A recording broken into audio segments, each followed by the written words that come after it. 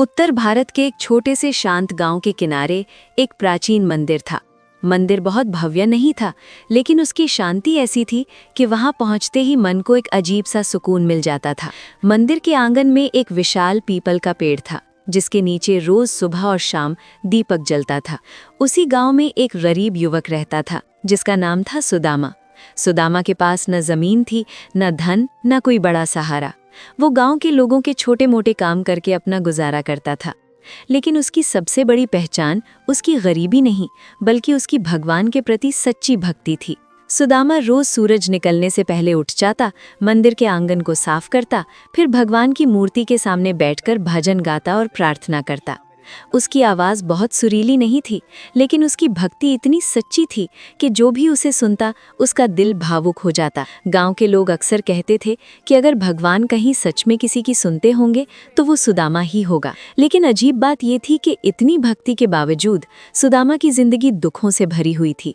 कभी उसे काम नहीं मिलता, कभी मेहनत का पैसा नहीं मिलता, कभी बीमारी आ जाती, तो कभी उसके पास खाने के लिए भी रोटी नहीं होती। कई बार ऐसा हुआ कि पूरे दिन मेहनत करने के बाद भी वो भूखा सो गया। फिर भी उसने कभी भगवान से शिकायत नहीं की। वो हमेशा कहता, शायद भगवान की यही इच्छा है। लेकिन एक दिन ऐसा आया जब उसकी छोटी सी झोपड़ी भी उससे छिन गई। एक रात गांव में भयंकर तूफान आया। तेज हवा और बारिश ने कई घरों को नुकसान पहुंचाया, और उसी तूफान में सुदामा की झोपड़ी पूरी तरह गिर गई। सुबह जब तूफान शांत हुआ तो सुदामा के पास रहने के लिए भी कोई जगह नहीं बची थी। वो चुपचाप मंदिर की सीढ़ियों पर बैठ गया। उसकी आंखों में आंसू थे।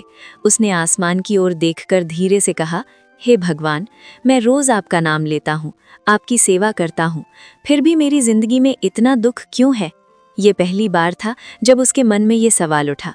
लेकिन कुछ ही देर बाद उसने अपने आंसू पोंछे और फिर से हाथ जोड़ लिए। उसने कहा, नहीं प्रभु, मैं आपसे शिकायत नहीं करूँगा, शायद इसके पीछे भी आपकी कोई लीला होगी। उसी दिन शाम को मंदिर में एक बूढ़ा साधु आया। उसकी लंबी सफ़ेद दाढ़ी थी और आंखों में अजीब सा तेज था।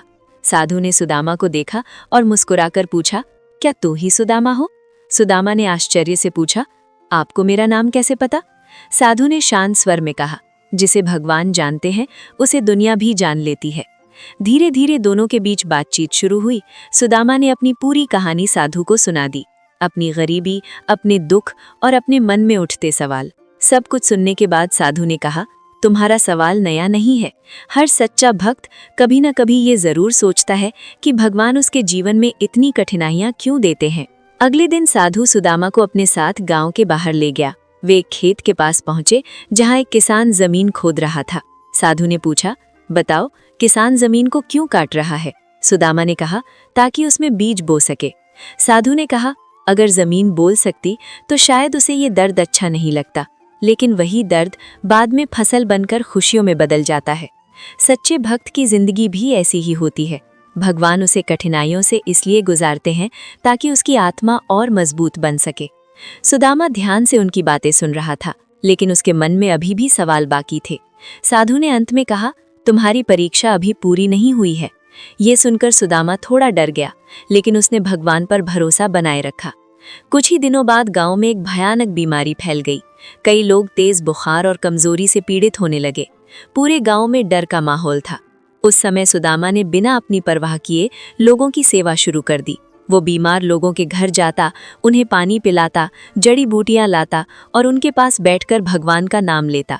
कई बार वो खुद भूखा रह जाता, लेकिन दूसरों की मदद करने से पीछे नहीं हटता। धीरे धीरे लोग समझने लगे कि असली भक्ति केवल मंदिर में पूजा करने से नहीं, बल्कि दूसरों की सेवा करने से भी होती है। लेकिन लगातार सेवा करते करते एक दिन सुदामा खुद भी बीमार पड़ गया। तेज बुखार में वो किसी तरह मंदिर की सीढ़ियों तक पहुंचा और वहीं बैठ गया। उसने आसमान की ओर देखकर कहा, हे भगवान, अगर यही मेरी परीक्षा है तो मैं इसे भी सह लूंगा, लेकिन मेरे गांव के लोगों को बचा लीजिए।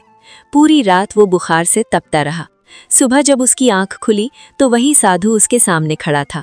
उसने सुदामा के सिर पर हाथ रखा और कहा, बेटा, तुम्हारी परीक्षा अब खत्म होने वाली है। उसी समय गांव के कुछ लोग दौड़ते हुए मंदिर आए।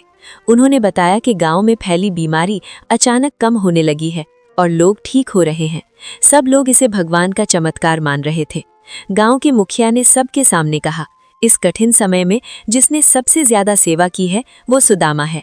आज से मंदिर की सेवा की जिम्मेदारी उसी को दी जाती है और गांव के लोग मिलकर उसके लिए एक नया घर भी बनाएंगे। ये सुनकर सुदामा की आंखों में आंसू आ गए। उसने कभी किसी से कुछ नहीं मांगा था, लेकिन आज पूरा गांव उसके साथ खड़ा था। तब साधु ने मुस्कुराकर कहा, अब समझे सुदामा, भगवान अपने सच्चे भक्त को इसलिए कठिनाइयों से गुजारते हैं ताकि उसकी भक्ति केवल उसके लिए नहीं बल्कि पूरी दुनिया के लिए प्रेरणा बन सके। सुदामा ने मंदिर की ओर देखा और उसके चेहरे पर एक शांत मुस्कान आ गई।